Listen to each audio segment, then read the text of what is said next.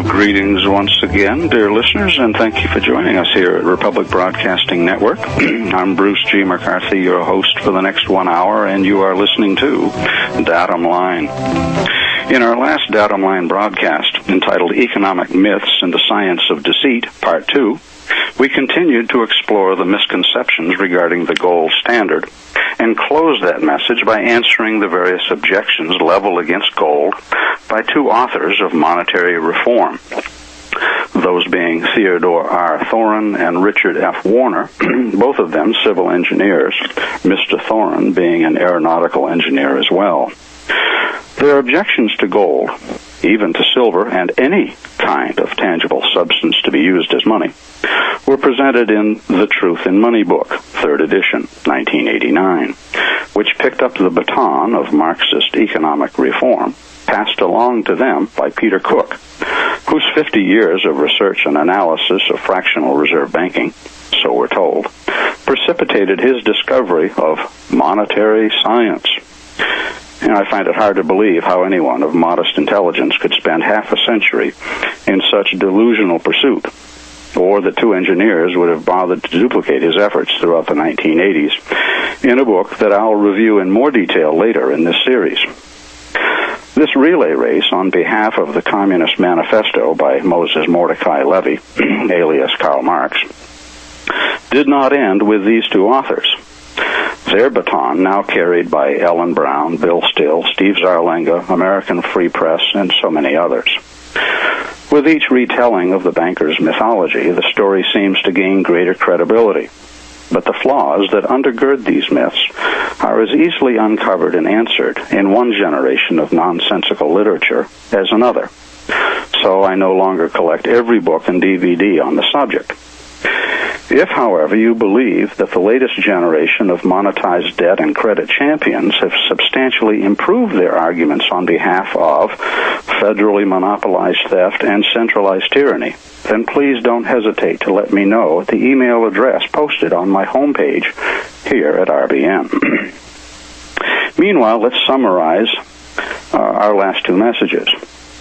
1, the United States was never on a gold standard, where all credit created and issued by Congress or the bankers was 100% redeemable at par, dollar for dollar. 2, thus we could never return to a gold standard, the likes of which the average American erroneously believes existed prior to 1934, when the United States was allegedly taken off the gold standard. 3rd, 100% gold certificate or note redemption would still have violated the Constitution.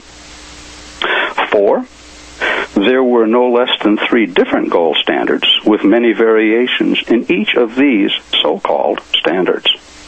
5, bank panics, such as the Wall Street crash of 1929 to 1938, were caused by intangible and highly volatile bank credit, not by tangible gold or silver, to which this supply of bank credit was allegedly tied. Today's message, Economic Myths and the Science of Deceit. This will be part 3, and on the other side of our first break, we will take up a few of the objections to gold that were posed by the spokesman, Mr. Thorin and Mr. Warner, in their book, The Truth in Money book. And these people were spokesmen for the anti-gold advocates, if you will. And after we address those, we're then going to go to the protocols, because I brought those up in our previous broadcast, and there are going to be listeners who are a little bit doubtful as to what those are, and there will be other listeners who were a bit dismayed that I even dared to bring them up. Our message today, Economic Myths and the Science of Deceit, Part 3. With regards to specific objections to gold that were raised by Mr. Thorne and Mr. Warner in the book that we reviewed in part in our last broadcast, I will address several myths. I'm going to call them number 6, 7, and 8, since I've already talked about several topics that we brought up in our previous broadcast. The first one will deal with the myth of the unavailability of gold. That's posed in the question, where would the gold come from to reestablish monetary gold, or, heaven forbid, a gold standard? Well, there are no less than 4 sources of gold and silver that could be returned to circulation if we were inclined to adopt a biblical or constitutional monetary system. First, the gold and silver that was stolen from our parents and grandparents back in 1934 and 1965, which could be restored to general circulation, but that would require the foreclosure of the Federal Reserve System and the seizure of the assets which they have unlawfully acquired. Second, America was a major producer of gold and even silver. You know what? We could mine more of it. Duh. Third, America could trade its goods and services for gold or silver or both, currently mined in Russia, the Union of South Africa, and other countries. That would also encourage that gold produced in those countries to be traded for products that are sold by other countries. You realize that if you have something to sell, you have a say in the marketplace as to what you want to get paid in. Fourth, by abolishing legal tender laws, so-called, and by abolishing bank credit, the gold and even silver currently in hoarding, in the coffee cans and under the mattresses, would resurface once their true value was manifest. It's still cheap. It's still too cheap to circulate as money in competition with legal tender bank credit, which was created as a credit monopoly. Okay, let's go on to another one of the objections raised by Mr. Thorne and Mr. Warner, and that had to do with the fact that there wasn't enough gold to back the money. Well, that's the myth of gold backing money. Gold was never used to back money, and no matter how often this myth is repeated, you can never make a lie or a myth, this kind of a myth anyway, a false myth, true. Gold was used as the money, along with silver, and consequently was backed by nothing. Point number 8 had to do with the instability of gold. That was one of their objections to gold, which they said made it unsuitable for monetary purposes. This is the myth of instability of gold. Well, all values are measured in gold. I should say not in gold, but in dollars. Now, let me give you a parallel instance. Let's take grains, for example, corn, wheat, and oats. Do you think that those are too unstable to be used, let's say, for food? Well, then if you think that, then maybe the Chicago Board of Trade could print and issue corn, oat, and wheat receipts, with which we could stock our shelves, fill our cereal bowls in the morning, and make our daily bread. You see, the alleged instability of gold is and was caused by banks manufacturing so-called dollars out of thin air, by which to measure and influence the dollar value of gold and everything else on the planet, I might add, and by government legal tender laws which try to force the acceptance of imaginary dollars as if they were equal in value to gold or even silver, dollar for dollar. You'll notice that there are only 2 parties which emphatically enforce this legal tender absurdity: banks and the manifold administrations of government, city, county, state, and federal. Thus, the symbiosis between 2 criminal elements is revealed.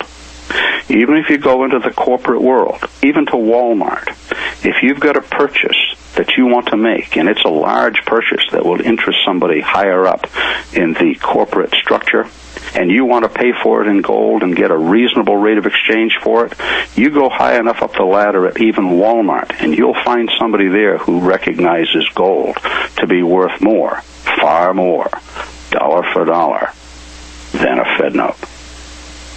Now, a moment ago, I mentioned Peter Cook, who inspired Mr. Thorne and Mr. Warner to adopt a Marxist economic view and to dedicate their book to him as their mentor. Here's what they said in their dedication.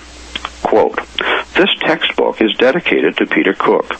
His 50 years of research and analysis of fractional reserve deposit expansion monetary systems, together with the objective reports of his findings and his discovery of monetary science, inspired the authors, Thorne and Warner, to write this book. We are indebted to Peter Cook. Why? For his infinite patience as a teacher. Well, you'd have to be infinitely patient to teach this sort of stuff.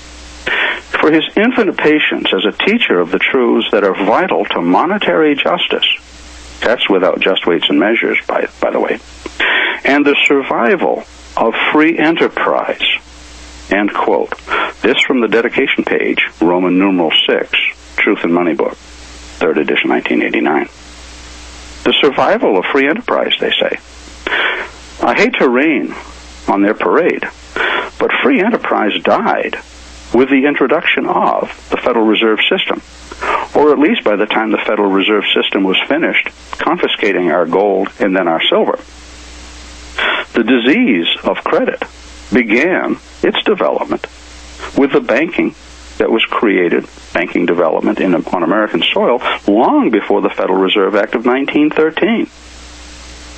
Nor did Peter Cook or these two authors plan to resurrect free enterprise with their legislative proposals. On page 156, Truth and Money book, they list 6 rules of monetary law in a free society. I'm glad they added that because I wouldn't have known it. Rule number 1, the national treasury shall be the one and only creator of cash money and universal monetary credit in the economy, end quote. Okay, so you work for it, slave. Uncle Sam gets it for nothing. Just who do you suppose is the master, and who is the servant in this kind of a system? By the way, the one and only, that's a monopoly. And a monopoly is anything but free enterprise. And being a federal monopoly at that, it's tyranny. By whose standards? Well, I think Thomas Jefferson was a pretty good judge of tyranny. Here's how he defined tyranny. Quote, tyranny is defined as that which is legal for the government, but illegal for the citizenry. I like that definition, because it highlights the two-tier system that we're in. As George Carlin says, it's their club, and you ain't in it. The principle? Well, you cannot delegate to government a power not lawfully yours. And God says, thou shalt not steal. We find that at Exodus 20 and verse 15. Well, if you can't steal, you can't delegate, nor could our forefathers, as delegates to the Constitutional Convention, a power to government that you do not lawfully have. See, that's what the 10th Amendment tells us. Remember something about the 10th Amendment, that those powers not delegated are reserved to the states or to the people respectively? Yeah, well, the power to steal through legal tender instruments, we never delegated that power. Government doesn't have it. Now, whoever creates money out of nothing and can get others to accept it in exchange for labor or production, the sweat of the brow, if you will, especially by way of legal tender laws, is a thief. And you know what they call legal tender laws back in the 1700s and the 1800s? The public used to call them forcing laws. Well, at least back in those days, the public understood that they were being forced to accept something that they would rather not accept. Today, they call it legal tender laws. I guess these folks, Thorne, Warner, Peter Cook, and so many others, are unaware that theft is not a component of free enterprise. Nor do the authors seem to comprehend a free enterprise economic system, one that is devoid of banking, or even a central bank, both of which belong to a system they call free enterprise in their monetary reform proposal. Let's go back to Black's Law Dictionary, 5th edition, once again, 1979, for the definition of free enterprise. Quote, the right to conduct a legitimate business for profit. And they relied upon Lafayette Dramatic Productions versus Ferencz. Now, our credit system is what we have. You remember, the Federal Reserve System says, in Keeping Our Money Healthy, page 12, and you recall the Federal Reserve System works only with credit. Now, there are other sympathetic passages that you can find from the Federal Reserve System to announce that we do not have a monetary system. That's why they say that banks don't keep cash in checking accounts. That's why you can't cash a check. See, cash was money, Curlin versus Young. There isn't any money, therefore you can't get any cash, and you cannot cash a check. And it makes no difference if 300 million people in America say that they can. The fact is, you can't.